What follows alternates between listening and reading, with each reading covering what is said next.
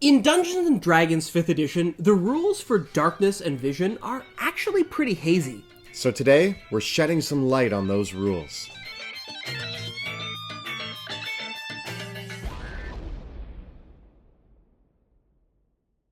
Greetings, my name is Monty Martin. And I'm Kelly McLaughlin. And we are the Dungeon Dudes. And today we're taking a deep look at the rules of darkness, light, and vision in Dungeons & Dragons 5th edition. The core tasks of adventuring, noticing danger, finding hidden objects, sneaking up on your enemies, seeing the target that you want to attack or cast a spell against, often rely on your characters or the monster's ability to see. And the Dungeons & Dragons rules have a few guidelines on how to determine what a monster or player can and cannot see, whether they're in combat or exploring the environment. Now, Monty and myself have had many discussions over the rules of darkness, light, vision, obscurity in Dungeons & Dragons 5th edition, and we found a few things that don't quite make sense to us, and we want to discuss those today. So we're going to illuminate what the rules actually say, as well as present a couple interpretations of our own. We will start off by saying that these are some of our house rules and just the way that we run it at our table.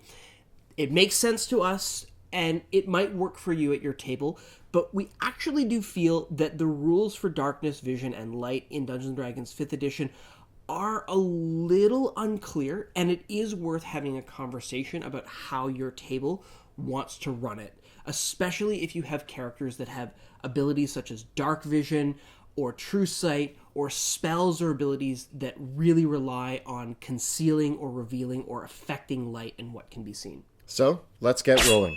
So to start things off, let's discuss the rules of obscured areas. Yeah, so in D&D 5e, we use three broad categorizations: a lightly obscured area, a heavily obscured area, or an area that's simply not obscured at all. It's up to the dungeon master to define, based on the environment, the conditions, whether or not there's a light source, a fog, or just how the environment is built, whether or not a given area is lightly obscured, heavily obscured, or completely cleared, and that could even vary depending based on the positions of the player characters in the environment. A lightly obscured area could be something like some light foliage or light rainfall or even just a dimly lit area. In areas that are lightly obscured, characters actually have disadvantage on perception checks that rely on sight. A heavily obscured area is something of dense fog or dense foliage or complete darkness. Now, with a heavily obscured area, vision is blocked entirely, so perception checks relying on sight do not work. A small errata was added here that states that a character effectively suffers from the blinded condition when they try to see something in a heavily obscured area. So this means that a character can't see, and if they try to attack something that's in a heavily obscured area that they cannot see, they have disadvantage on their attack rolls, assuming they even know what direction to attack in at all. Now in D&D 5th edition, we now have added the rules for light as well, which kind of work in conjunction with the obscurity. Yeah, areas of light are classified as brightly lit, dimly lit, or darkness, which roughly correspond to areas of bright light, which are fully visible, they're not obscured at all, dim light, which is lightly obscured, and darkness, which is heavily obscured. This is where the rules of D&D 5e run into a real big problem because of three little words that are added in the description of a heavily obscured area.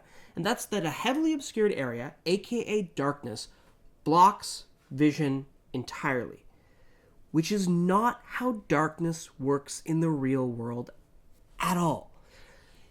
In real life, it's not whether or not something is in darkness that determines whether or not you can or cannot see it, but whether or not something is illuminated. And for a really good example in the real world of how this works, if you're out on the street at night and it's very, very dark, if you're standing in an area of darkness, you're going to be able to see very clearly what is under a streetlight, even though if you pull out a piece of paper or a book, you might not be able to read the words on the page because you're in an area of darkness.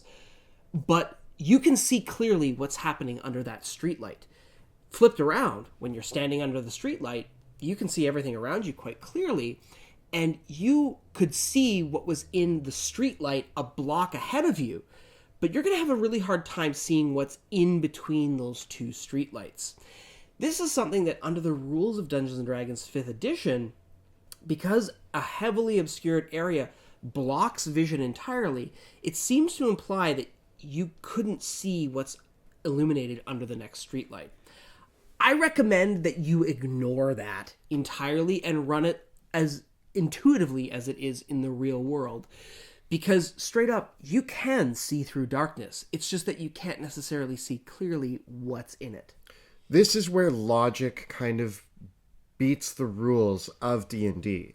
If you are following the rules as written of how darkness works in Dungeons & Dragons, if you are standing in that area of darkness and your enemy is standing under a streetlight, you technically have disadvantage to attack them because you cannot see them. That doesn't make any sense. I could see anybody that's standing under a light, no matter where I am. If I'm in complete darkness, as long as I can see the light source, I can see anything illuminated within that area. I think the errata talking about the blinding condition when you're trying to see something in an area of darkness or heavily obscured tried to address that, but it didn't really address the fact that this word of blocking vision entirely and saying that darkness and fog and foliage are the same thing, because they're not. Your vision will indeed be blocked by thick fog. Your vision will indeed be blocked by thick foliage, but your vision isn't blocked by an area of darkness. And so this is one of those areas of the rules that it's really worth ignoring and thinking about how the real world logic would apply to the situation. And this is pretty fair, because saying that darkness blocks vision entirely makes life really, really difficult for human rogues. Because we all know in the real world, a human being can lurk in an area of shadows and strike out from the shadows with a ranged attack against an illuminated target pretty okay. It really doesn't matter if you're a sniper and you're hiding in darkness what's happening around you. Sure, you might not be able to reach down and figure out where you dropped your bolts, but if you've got clear view to your target, you're pretty okay. So this is one area where, apologies for a little bit of the rant, but we think the rules get it wrong here.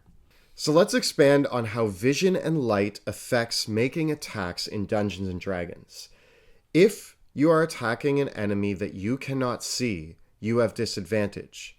But if you're attacking an enemy that can't see you, you have advantage. So again, in the aforementioned example of the rogue lurking in the shadows that is unseen to the innocent assassination target, that rogue has advantage on that attack roll, not because they're surprising that target, not because they're a rogue that won initiative, not because they're an assassin, but simply on the merits of the fact that their target can't see where the attack is coming from. That's all you need to gain advantage on an attack roll against an enemy that can't see you. But by using this logic, this means that if both the rogue and its target are in an area of darkness, they both can't see each other, but also can't be seen by each other, meaning that they both have both advantage and disadvantage, canceling each other out, meaning that they attack as normal. This seems a little strange to me. Yeah, so effectively, if you have two fighters in a pitch black room, they can't see each other, but they can hear each other, they're attacking it against each other, their advantage and disadvantage cancel each other out, meaning that two human fighters fight as well in a brightly lit room as they do in a pitch black room. This seems to not make too much sense to us. I think that you could argue that you're just nullifying both of them having disadvantage and saying, I guess attack is normal, but I feel like it makes more sense to have both of them have disadvantage because neither of them can see each other. Neither of them knows where they're attacking. At best, they're guessing based on sound. So I can understand why they might cancel each other out just for ease of play. Yeah. But at the same time, it doesn't make a lot of sense that it's like, well, I can't see you, but you can't see me. So I guess we're good to go. I recommend, in the rules it's written, when you attack a target that can't see you, you have advantage on the attack roll. I recommend just adding, when you attack a target that you can see, that can't see you, you have advantage on the attack roll. So that way, if you can't see them and they can't see you, you're attacking with disadvantage. I think that makes a little bit more sense to me. That's how I run it. It feels more intuitive to me that it works that way. And I would expect most DMs and players would run it this way, but if you have a couple rules lawyers at your table that are going to try to use this to their advantage, and I have seen people do this, just clarifying it in this way and using this house rule makes things make a lot more sense. I would rather, as a rogue, be able to argue that if I'm hiding on a stealthy perch in the dark over a camp of goblins, that I would want advantage on attacking those goblins because they have no idea I'm there and I'm hiding in the shadows and they're all illuminated. Yeah. That to me makes me feel more like the stealthy rogue who's approaching this camp and has the drop on these guys. I would also say that a lot of times there's this impulse that because humans don't have dark vision, they have no capability to navigate in areas of darkness. But human beings, when we are in an area of darkness, we typically use whatever light sources are available to orient ourselves and figure out where we are. And we're actually really good at doing that.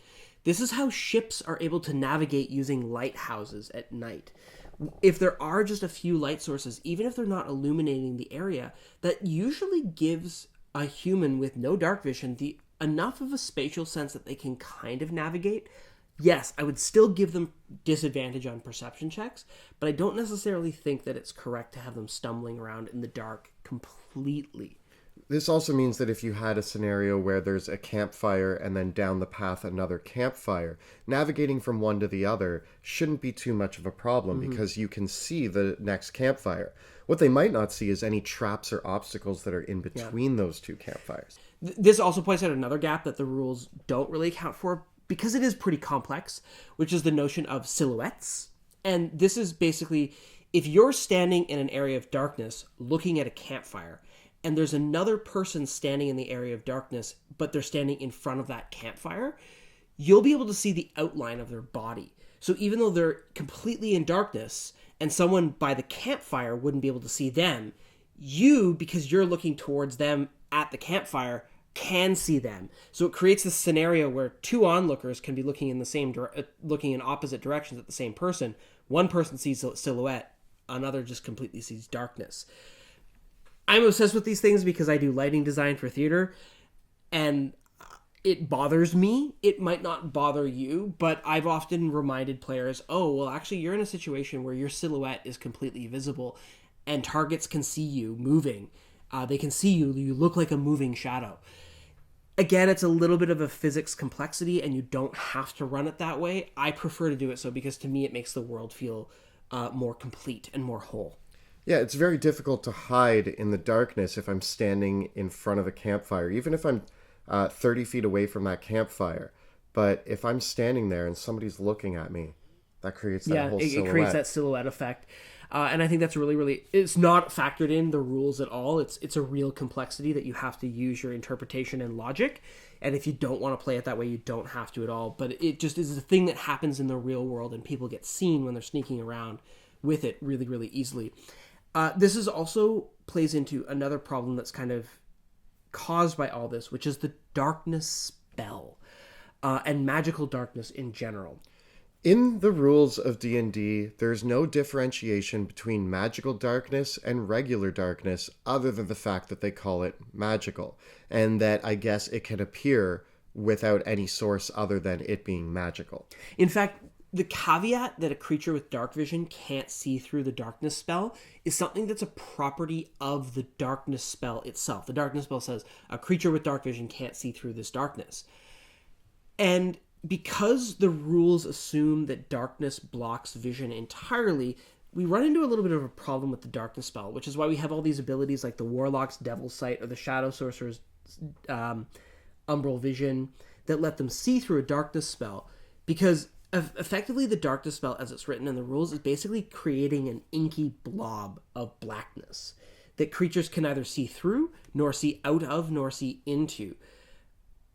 But there's nothing in the rules aside from that little phrase, blocks vision entirely, that makes that happen. So if we're ignoring the phrase blocks vision entirely, if you cast the darkness spell outside on a bright day, people looking at you are not seeing this inky black blob, but they're seeing a bunch of silhouettes. And so that makes the darkness spell just non-functional. The only way the darkness spell then works is if you're kind of using it when you're in the corner or up against a room, or using it as an augmentation of natural shadows. So to me, I like to think of the darkness spell as an area in which light cannot escape or pass through. Give it that more magical feeling to it, that it is kind of like a black hole that moves around. That makes the spell at least work. But remember, you can't see out of an area of darkness or into it or through it unless you have one of those abilities that lets you do so, which makes it a difficult spell to use. That's my rant. Sorry about that. It's one of these areas of the rules that just works poorly. And I think that in most cases, a dungeon master's sense of logic makes way more sense than anything that the rules present. Let's talk about something that the rules get right in terms of darkness and visibility, and that is the special senses. In Dungeons & Dragons 5th edition, creatures might have some special senses, like dark vision, blind sight, true sight, or tremor sense. And all of these allow creatures to effectively ignore areas of darkness and light. Dark vision is infamous for basically causing most dungeon masters to throw out the rules for vision and light anyways, because it's so easy to have an entire party of elves, half-elves, dwarves, half-orcs, and tieflings, and thus everybody can see in the dark anyways. Dark vision more or less upgrades the light in the area. If you have dark vision and you're in an area of dim light, it's now the equivalent of an area of bright light. If you're in an area of no light, you are now in the equivalent of an area of dim light. This is important because a creature with dark vision that's looking in an area of darkness still has disadvantage on their perception checks to detect creatures in that darkness. So just because a goblin has dark vision doesn't mean that it automatically spots a rogue hiding in an area of darkness. They have disadvantage on their perception checks to see them. Also keep in mind the range of dark vision. Some monsters have a much larger range on their ability to see in the dark than some player characters do. So it still is very possible for things to sneak up on player characters in the dark. Yeah, there's many creatures that have dark visions of 90 feet or 120 feet, but most player characters only end up with dark vision up to a range of 60 feet. Beyond that range, a creature's dark vision doesn't work. They just use their vision normally. It's kind of like, I imagine, like a draw distance in a video game. So that is an important factor to just include, that just because a creature does have dark vision doesn't necessarily mean that you can completely ignore the rules for vision and light, especially in large or open areas. The next sense is blind sight. A creature with blind sight can perceive its surroundings without the use of light or vision. It can automatically sense that even if it's blind. This is always out to a specified range, but one of the things the rules don't really cover is whether or not a creature with blind sight has an unbeatable perception, or whether or not it's possible to sneak up on a creature with blind sight. I think this is an area of DM discretion, and generally I rule on yes, it is still possible that it's not like a pinpoint accuracy that blind sense just tells you everything around you. I think that that's a little too generous. That said, it might vary from creature to creature. Subject to a DM's interpretations, some types of visual illusions might still overcome blind sight. So, for example, an illusory object still might create a perceptible sense that blind sight doesn't overcome, although a creature with blind sight might still be able to perceive an invisible creature. So it is up to DM's discretion maybe how that creature's blind sight works. In general, I'm in favor of most illusions still working, but things like invisibility, a creature with blind sight can definitely detect an invisible creature around it. And this is a little different than our next one, which is true sight. Which basically means that the creature is aware of their surroundings almost completely. Yeah, again, they don't have an unbeatable perception thanks to their true sight. It's still possible to hide behind something, from behind, say, a furniture or an object or a statue or a pillar. But a creature with true sight automatically succeeds on saving throws against illusion. They can see in magical darkness. They see everything truly as they really are, including shape changers. This is really interesting because there's a bunch of illusion spells, like Hypnotic Pattern, that don't work on creatures with true sight because they're immune to visual illusions. That makes sense. It's also very impossible to turn invisible and hide from a creature with true sight. Yeah. And, but yeah, to kind of give these creatures that have true sight or blind sight the ability to just know everything happening around them is a little unfair to the player character's ability to strategize. So giving them the options to still be able to sneak up, as long as they're smart and they're not throwing on a cloak of invisibility and running at its face, that might not work. But if they're smart and strategize a little bit, they might still be able to get the drop on it. Finally, a very rare sense in 5th edition is Tremor Sense, which again generally works like Blind Sight, except it's only in relation to things that are on the ground. Tremor Sense is one that when I do encounter a creature that has it, I often do give them that pinpoint accuracy. Like they can sense, oh, there's a creature behind the pillar there because they can feel the vibrations of them. This seems to me to be the sense that should kind of allow the creature to understand what's around it as long as those things are on the ground. I think of Daredevil when I think of Tremor Sense. Daredevil's ability to basically like stop and be able to hear heartbeats and things like that are happening around him to pinpoint exactly where his enemies are. Yeah. And this plays into an interesting way with cover in general, because cover and being able to hide behind objects is a completely different system that's on top of all this at the same time. A creature that has 3/4 or half cover gets a bonus to their AC and may be able to hide behind that object or block line of sight to them entirely, in which case they can still hide. And I think that cover can totally be used to hide from creatures with dark vision, blind sight, and true sight, and creatures with regular vision still in brightly lit areas, as long as those creatures are smart about their positioning. So to summarize all of this, there are a lot of rules involving light, visibility, and darkness in Dungeons & Dragons 5th edition. And although they can be used as a great tool for understanding how combat encounters might work in dimly lit areas or obscure areas, it still should be up to the DM interpretation to bring a little bit of logic into this and understand how light might work in the real world in the case of illuminating your enemies or other things around you.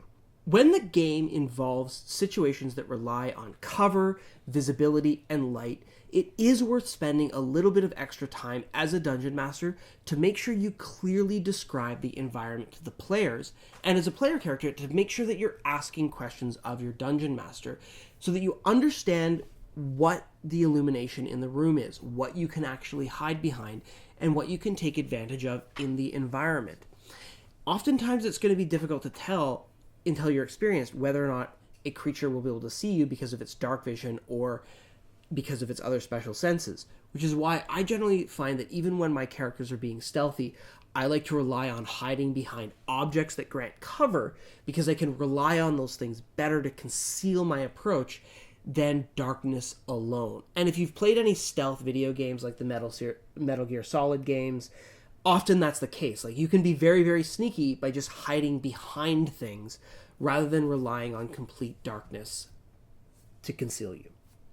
Now again, a lot of the things that we've talked about here are house rules that Monty and myself have implemented into our own games. We're not here to tell you that this is the right way to run darkness in your campaign, but we hope that this sheds some light on some concepts that might help out with smoothing things out at your table. So this has been a look at darkness, vision, and light in Dungeons & Dragons 5th edition. We hope that this illuminates some new ideas for your game table. And if you're still feeling a little bit in the dark over some of these rules, we can't blame you. Just ask your questions in the comments below, and we'll see if we can get back to you to help you out. And if you want to see us dive into some dark dungeons, you can check out our live play Dungeons of Drakkenheim, which airs Tuesday nights at 6 p.m. on twitch.tv/dungeon_dudes. Episodes are later uploaded on Friday to our YouTube channel. If you are enjoying our show and want to help support the channel, consider checking us out on Patreon. You can find this in the links in the description below or at patreon.com/dungeon_dudes. And of course, nobody loves darkness more than those who try to be stealthy, so you can check out our rules on stealth right up over here. And we've got a whole playlist going through many of the other rules areas in 5th edition D&D right up over here. Please subscribe to our channel so that you never miss an episode. Thank you so much for watching, and we'll see you next time in the dungeon.